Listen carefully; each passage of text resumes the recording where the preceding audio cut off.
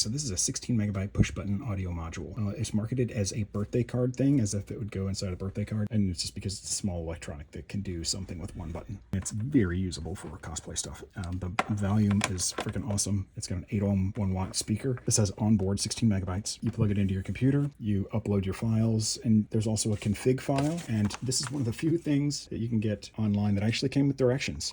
And it'll tell you how to program the config file, because you can change it based off of how you want to do your button, whether it starts, stops, pauses, goes to the next track, push and hold to keep the music going, or whatever. So like right now I've got it programmed to just push and hold and it keeps it going, and as soon as I let up, it stops.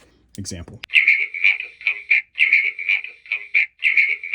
You get the point. So you can embed it in your costume. This thing has got enough punch that it'll work. If you want to do a Vader breathing constantly and just keep this on so you don't have to use any other stuff, this is a nice small footprint. Anyway, it's a great tool. Just wanted to share it. They're inexpensive. I'll share the details in the description. That's it. If it helped you out, give it a thumbs up. Feel free to subscribe. Take care. I'm out.